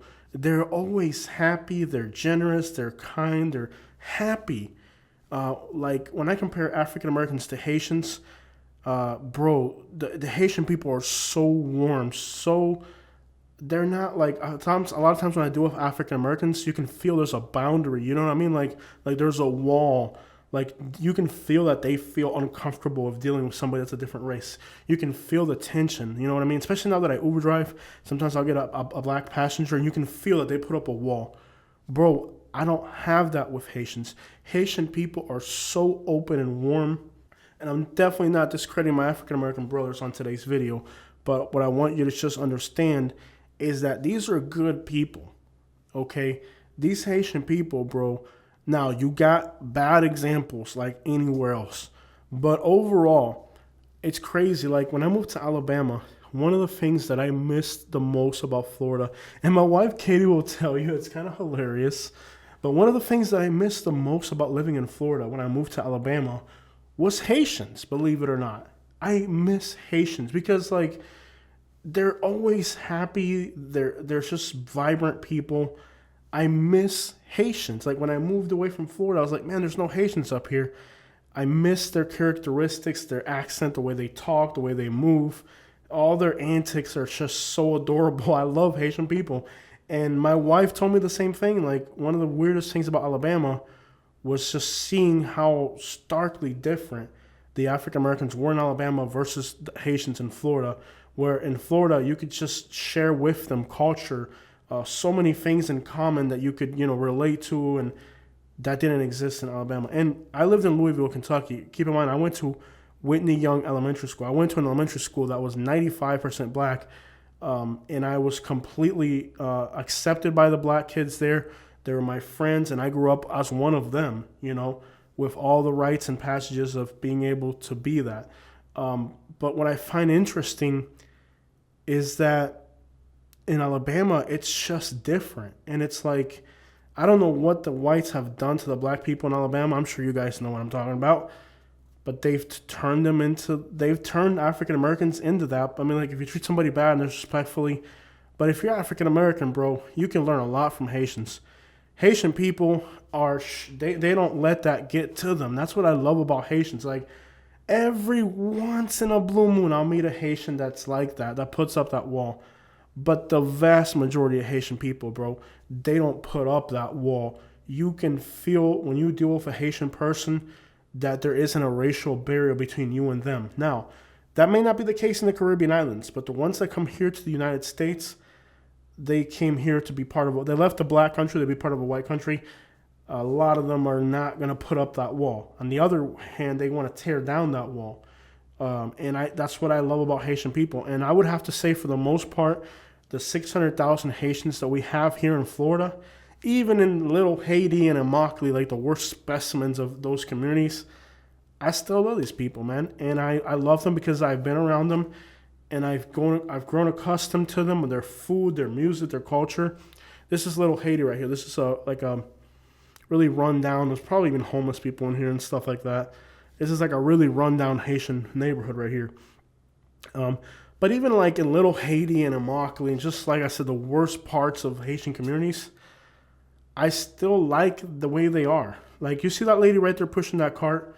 If I got out and I said, hey, mama, how you doing, whatever, blah, blah, blah, she would have a smile on her face. If it was like an African-American city and you see somebody homeless and they're black and you're white and you say, hey, what's up, buddy? How you doing? They're like, what do you want, man? You my hood, dog.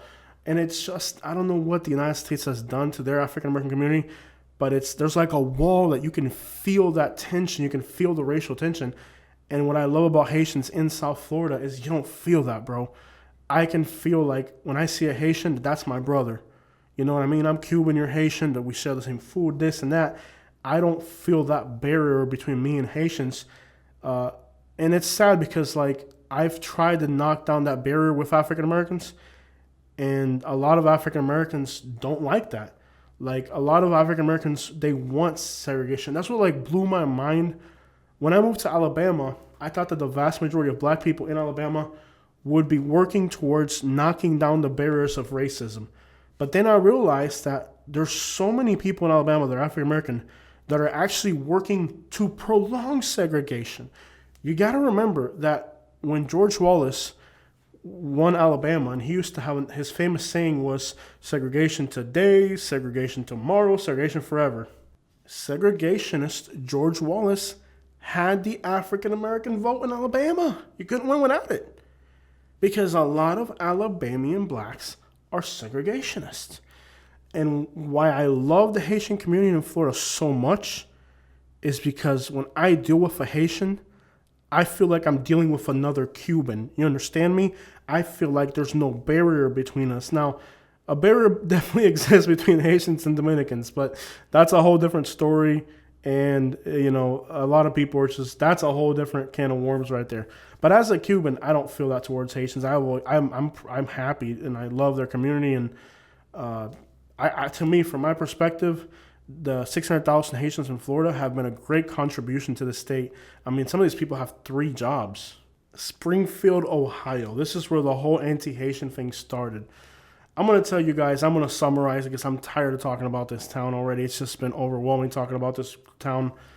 But the problem with Springfield, Ohio is basically that Haitians moved here and there was companies that needed workers. The local labor force sucked and they brought Haitians here and they found out that the Haitians were the best workers they've ever had. And now Haitians are a growing community here. And this is where the whole cat eating thing started, anti-Haitian. Now, there's two sides to this story, like any story. One side is, and I've seen videos of people just screaming slurs at Haitians. Like there's a video right now on YouTube where a YouTuber went to this town and there's a white dude and he's screaming actual slurs at the Haitians. You don't do that, bro. When you do that, you automatically lose credibility. You lost the argument when you do that because you're showing your true colors and your true intentions. So there's also a lady that goes on there and talks about how they get a card and it's unlimited and she works at a register and she knows all this stuff is so pathetic. The reality of Springfield, Ohio is simple. Ohio is cheap, it's affordable, the people are lazy, they're backwards, and I'm sorry, I so many people from Springfield have said so many beautiful comments on my channel. For the sake of trolling them and getting a reaction, I've been horrendous when talking about this town, okay? I've been brutal. And despite the fact I've been brutal, a lot of the people in Springfield, Ohio have made respectful, dignified comments about the situation, despite the fact I've been brutal. But it comes down to this. It seems like the real problem here isn't that Haitians are destroying this community. The real problem here is that a lot of people here are, not everybody, but a lot of people here are hurt by the fact that these people are being very successful where they weren't able to. Springfield, Ohio is a failed town. They have lost 20,000 people since 1950. So if an immigrant community moves in to try something different, you have to let them. You have to let them. Even in Maine, I can understand Maine not liking the Somalians and Haitians because they were already set up in their town. They lost, 1% of the population every decade or something, but it's a gradual loss. It's still a loss. In the case of Springfield, Ohio, bro, this is a failed town. They've lost 20,000 people since the 1950s. It's a failed town. It's on its way to be a ghost town soon. They're losing population at a rate that's just incredible. And then the poverty rates for blacks here is significantly higher than whites. For Hispanics, it's 40%. For blacks, it's 30%. For whites, it's about 25%. For Native Americans, it's 89%. Hello, that's pretty straightforward. When you look at the economical discrimination in this town, it's clear that they don't want to give opportunities to other people when you look at analytics like that. Now, in the case of Springfield, Ohio, I feel like they lost, okay? The reason they lost is the following. One, you have videos like that white guy that's just yelling racial slurs at people. That in itself is at the moment you do that, you lose. Then you have the analytics. The analytics show that this town has some horrendous, disparaging analytics for, poverty rates by race in this town. There's just huge gaps between races, which goes to show that they're not giving everybody fair opportunity. So analytically, when you see that, 89%, I think it was, of the American Native population here is in poverty. That's unheard of. 40% of the Latino population here is in poverty. Where do you even see analytics like that? Those are just rare examples. So analytically, it doesn't look like they're doing things right. When you watch these videos, it seems like I've watched a few of them, like they're propagating hate. Now, have a few Haitians done some horrible things in this town? I believe they did it. I don't even need to see the video. I don't need to see here's the video. There's video evidence. I don't need to see video evidence. Dude, when I came from Cuba in 1996, we went to a cemetery in Louisville, Kentucky. That is a national cemetery because one of the presidents, I think it's Taylor Jefferson, or I don't know who the crap it was, one of those U.S. presidents is buried in Kentucky. So there's a national cemetery in Kentucky. I remember my family going after the swans. We had swan stew in Kentucky. Now, that was in 1996. It was our first year in America. It's 2024. We've never had swan stew since. I don't need to see a video of Haitians doing these things to know that I know these things happen with immigrant groups. Okay, if an American moved to India, he might miss a hamburger. If you get caught eating a hamburger in India, in some places, they'll kill you. That's how badly they view it. So it's a good example. Like, let's say Americans, we eat beef all the time. I had a hamburger today. That was my dinner today. It was a hamburger. That's normal for us as Americans. If you go to India, in some parts of India, you can get killed for doing that. Okay. In fact, there's a recent article right now about somebody that went to India and they were caught with beef and they got killed for having beef. So what you need to understand is that here in the United States, we view eating beef as a normal thing. If you go to India, it's offensive. So I don't need a watch a video with this. If Haitians were eating cats and the Haitian were going around catching cats and eating them, I don't need to see the video to believe it. That's not the point. Even if it was true, matter of fact, I'm not even questioning that it's true. I'm taking it for granted. It happened. Does that mean that now you have to demonize this immigrant community in this town? No, it's not the thing. Now, do they need a campaign to educate these people, and the cops arresting them? Fine, they'll learn. They're going to learn. They're going to learn or they're going to get deported. How about that? So, if it's just, does that justify? Now, the narrative is a whole different story. Why did this story get, like, for example, Cubans in Florida. I found over 100 articles about Cubans in Florida killing horses, just for meat. Okay, there's even a black market in Florida where you can buy horse meat on the street. Immigrant groups do this. Cubans do it. Haitians do it. Dominicans do it. Dominicans have jumped on this bandwagon of hate towards Haitians because the countries, they had a war between each other and all that. Let me tell you, man, the Dominicans.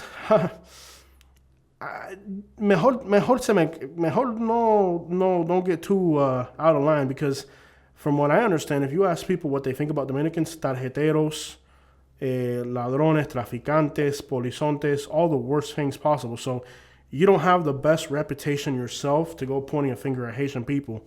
So I wouldn't even do it. That's why me as a Cuban, I wouldn't point a finger at somebody else, because I know we've eaten a lot of horses in this country, okay? I remember being young, very young, I'm talking like less than, minor, and being around family members that were eating stolen horses. And I was like, dude, you're in America now. You don't do that. And these are people I love and family members, but I'd be like, hey, yeah, we don't do that here in America, You might have done that in Cuba, but we're in America now. So you have to understand that, like, as immigrants, we do these things. And you as an American, if you went to India or China or Russia, there would be things that you do as an American that you consider normal that they would find appalling. And believe me, I took my wife to Cuba and I saw firsthand how some of the things that we do here in the United States as regular customary things can be seen as appalling in other countries. Simple things like throwing away food is considered a huge problem in other countries where people starve to death. So we throw away food all the time. In some other countries, that might be highly offensive. Here in the United States, we throw away food all the time. You know what I mean? Every country has different norms of what's right and wrong. But if you move to the United States, you got to conform to what's acceptable. And I totally understand. And again, I'm not even questioning that these immigrants did this, because I'm an immigrant myself. I've seen this stuff firsthand. Does that make Haitians different than Cubans or any other immigrant group? No, it doesn't. All immigrants do crap like this. And again, if you're an American and you were to move to Philippines or China or India, you would be that person there. A lot of times Americans are very narrow-minded when it comes to right and wrong. For example, the age of consent in America is 18. That's the law. Now, there's countries where the age of consent is 16. There's countries where it's 14. As Americans, we're like, oh, that's morally wrong. No, it's not morally wrong. It's the law. You respect the law. So in the case of like age of consent, there's countries where it's 16 or 14, right? That's what the people in that country think is acceptable. But now Americans want to go globally and say that everybody in the world has to go by our age of consent. This is what we believe is right and wrong. No, bro. Those countries make their own rules. There's countries where they got wars, they got famine, people got to start breeding at 14. You get what I'm saying? People got to get married at 16 because people die. People have to have 5 or 6 kids because 3 of them are going to die. Who knows, right? Every country has different circumstances, and right and wrong is not a fixed thing. Right and wrong is something that can vary from country to country and place to place. There are places where the age of consent is 15, 16. Does that mean that those people are perverts? No, it just means that in their country, that's what those people set down, their politicians and their people that they elected set down, and they said, okay, this is what we think is right and this is what's wrong. Now, here in the United States, it's 18. So if you live in the United States, it's 18. That's it. If you go to another country, it might be less. That's what those people think is right and wrong. Now, in the United States, I don't know if you guys know this. Give you an example. In the United States, the age of consent is 18. If you as an American citizen go to like Spain or something where it's 16, you can actually be persecuted even if it's happening outside the United States, because the United States wants to grab our ideologies on the way we view right and wrong and impose it upon other people. Bro, I'm going to tell you right now, and Americans, you don't want to hear this. The whole thing about eating dogs is ridiculous because I come from Cuba. It's a poor country. My dad spent 5 years in prison in Cuba, so we've been through hardships. We know what's edible and what isn't edible. Dogs are not edible. It's not really good. It's even if you're starving, it's so nasty it doesn't work. The meat doesn't happen. Cat is actually good meat.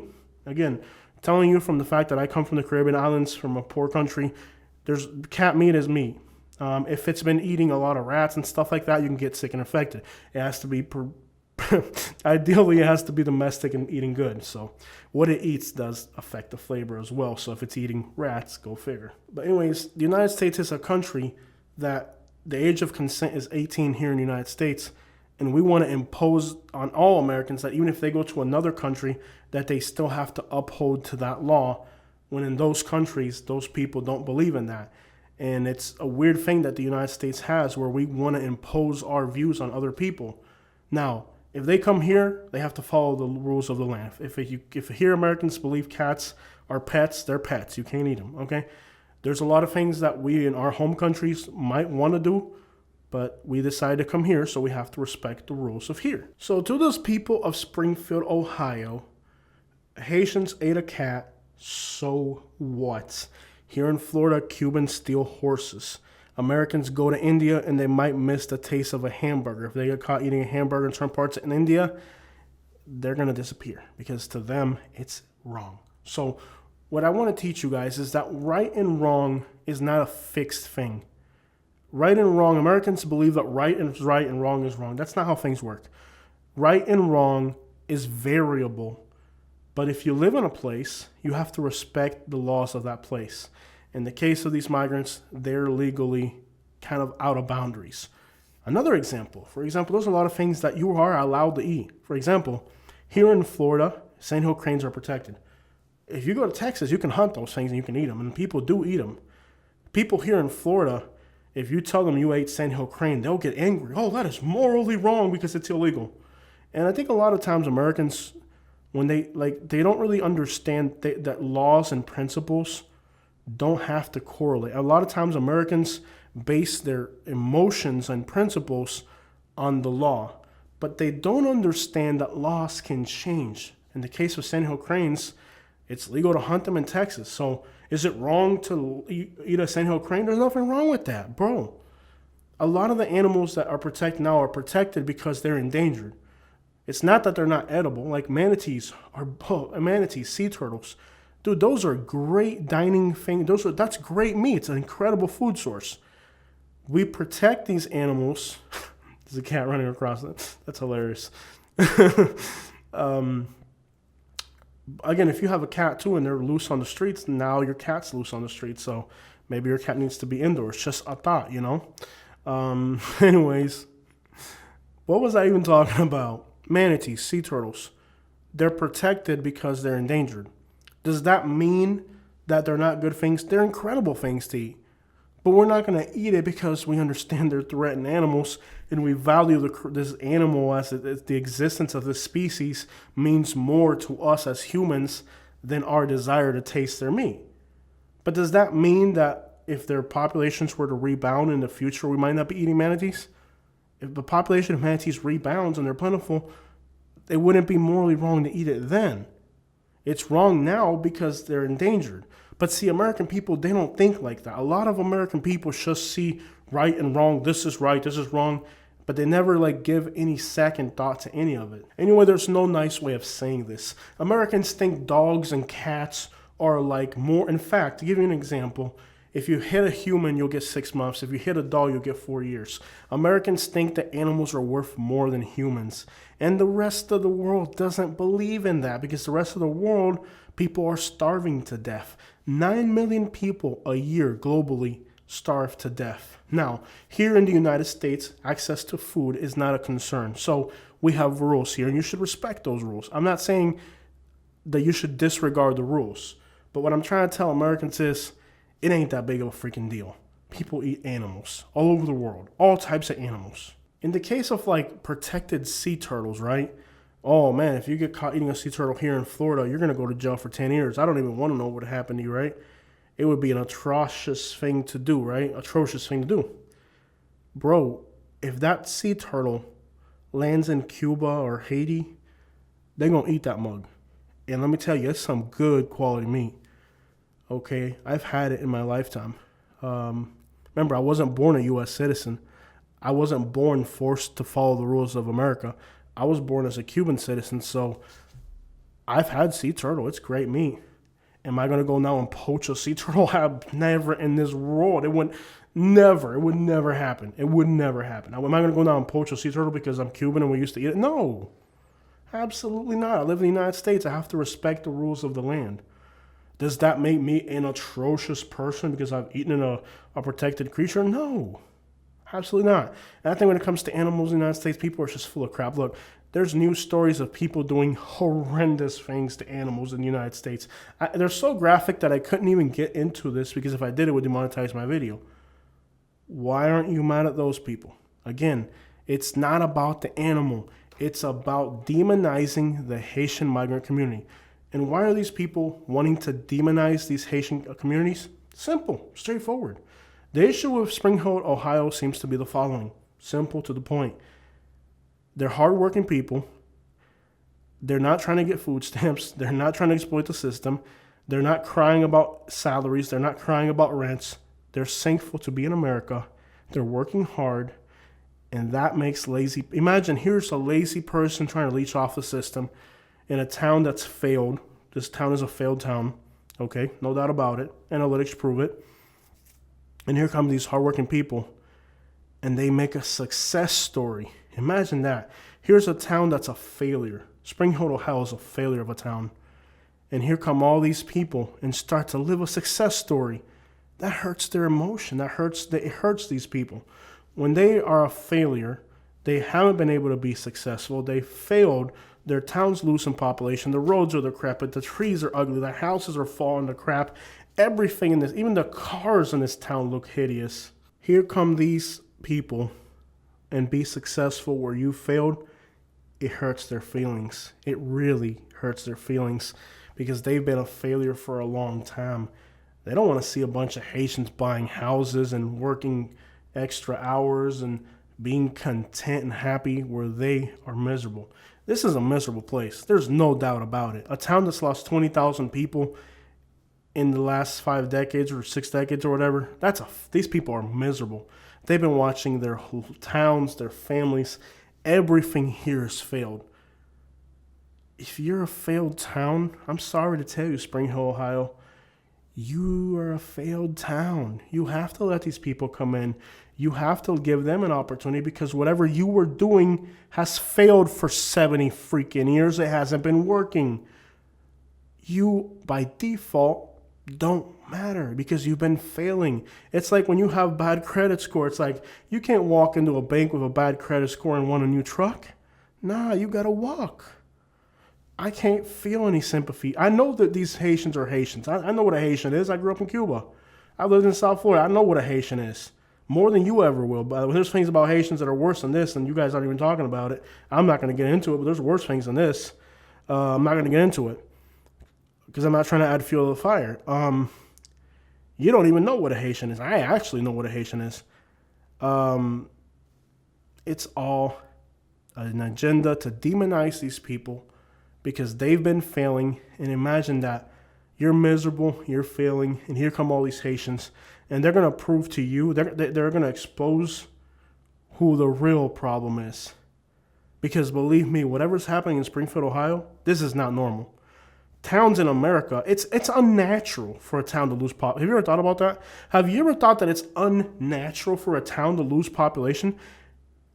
They've been losing people, and now the people are moving in and occupying the vacancy that's been left behind. They're fighting back.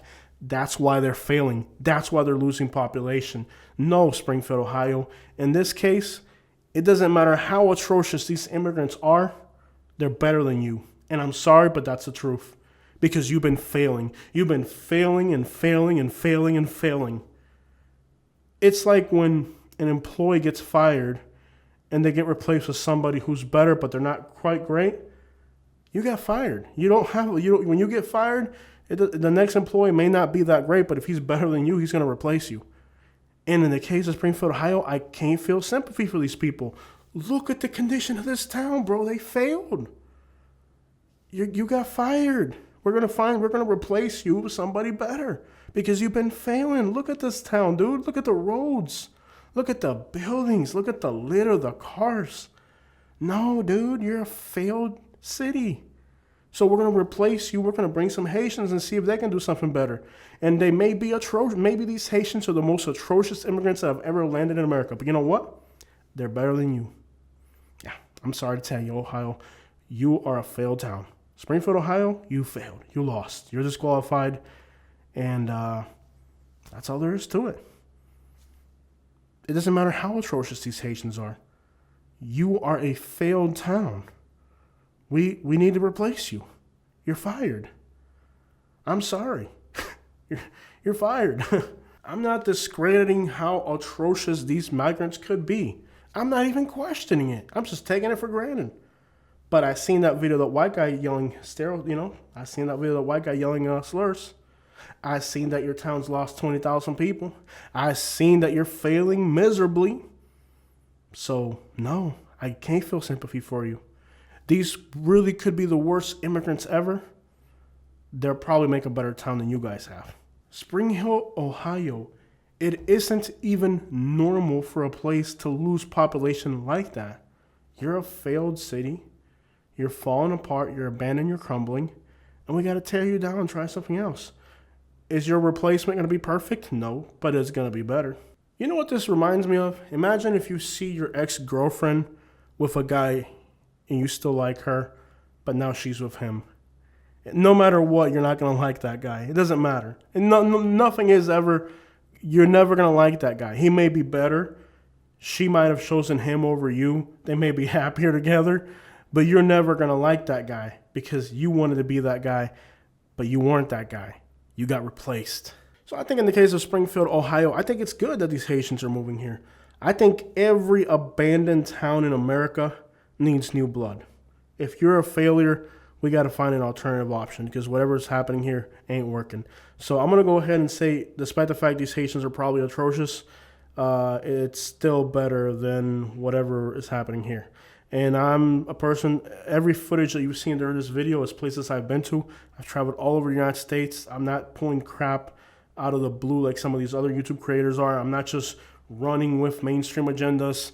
I go to these places, I travel to these places, I see these places, and I can tell you that this town is among the worst places I've seen. And my opinions are relevant. They're losing population at an incredible rate. So as we've seen today, there are good examples of immigrant communities. There are bad examples.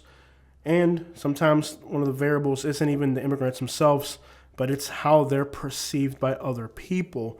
That plays a huge role in how successful these communities are.